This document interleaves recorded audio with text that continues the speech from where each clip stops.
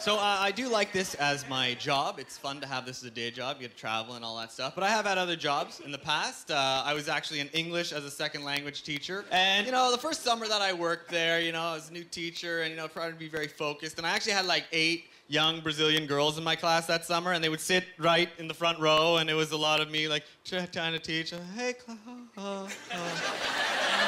And, you know, and they'd be wearing little tight shirts and stuff, and this one girl would always wear this like tight buttony shirt, and one day she decided to unbutton the buttony shirt and take it off, and she was wearing a smaller shirt under that shirt, and I was like, okay, I gotta stop class. Okay, sorry class. You gotta put that shirt back on. It's like, oh, but teacher, I'm so hot. Like, you are fucking right. Hey, class. And you've got detention for some reason with me later. I don't. Anyways, that's the story of how I lost my job. But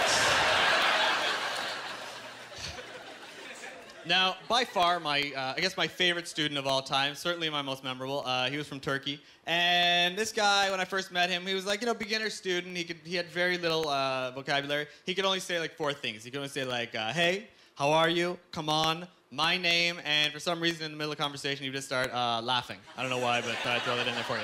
So I just come into class in the morning, and he would really try to have a conversation with me, but he had this very limited vocabulary. So I'd walk into class, and it'd be like, hey, Perry, hey, how are you? How are you, Perry? Hey, come on, Perry, how are you? How are you, Perry? Hey.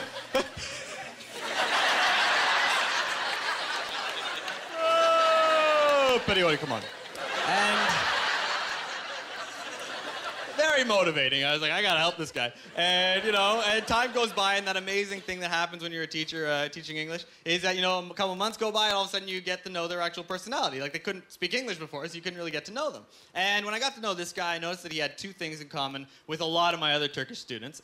One thing being, they love kebabs. Kebabs is the best thing you can ever eat. Kebabs are awesome. They rock. And the second thing, which I thought was kind of weird, was very defensive about their country. I don't know what their experience is with North Americans, that, like, we know nothing about Turkey, or we think it's a third world country or a desert, or I don't know what, but anytime I'd be in class talking about something that we had in Toronto, or that you would have in just any city, this guy would get really defensive, and he'd have to tell me how they have the exact thing back in Turkey, and then he'd explain it to me, and it would be different. So I'd just be like, hey, class, you got new students, hey, we got some really good food in Toronto, we got really good hamburgers, this place down the street, hamburger, hey, Betty, hey, Betty, hey, hamburger you have? Yes, hamburger, yeah, we have. Turk, we have same, we have hamburger, same. But it's a kebab. Like hamburger, but on the side there is a stick. No bun, topping, no. Same. Same. Like, okay, anyways, class, we got some cool landmarks you want to check out while you're here. Of course, CN Tower, very, you know, world famous. Hey, Perry, CN Tower, you have? Yes, CN Tower, big, oh, very nice CN Tower. We have Ankara, we have same, we have CN Tower, same. But it's a giant kebab. Man, climb, bite, happy, same. Same. Like, all right, okay, what about Canada's Wonderland? It's a one-of-a-kind theme park we have in Ontario. You don't have Canada's Wonderland at home. No.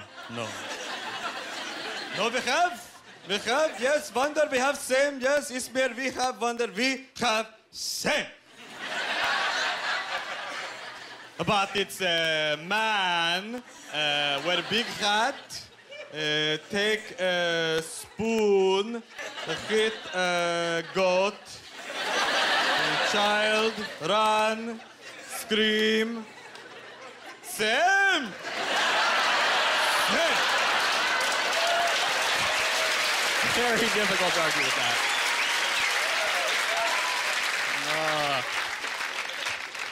Now, probably I guess the majority of students that I had were from Korea. A lot of students in Korea, they take a year off, I guess, university. They come here, learn a little bit, go back, opportunities, awesome. And this one girl in my class would always ask me questions about, it didn't have to be about grammar, just whatever, right? Like, we got along very well. And she came to my class one time, I'll never forget, and she says to me, teacher, where is the Dalai Lama? I was like, that's kind of random. I was like, all right, whatever, but I kind of knew about this. I saw something on TV. I was like, all right, I'm going to blow your mind. Okay, where is the Dalai Lama? Dalai Lama lives in India. Because, back in the late 50s, there was a conflict between China and Tibet, and a lot of Buddhists in Tibet at the time moved to India for safety, Dalai Lama included. So where is the Dalai Lama? India. And she looked back at me completely confused. And I was confused. I was like, where is the Dalai Lama? Dalai Lama. Oh, it's 2 blocks down. The Dollarama. Yeah.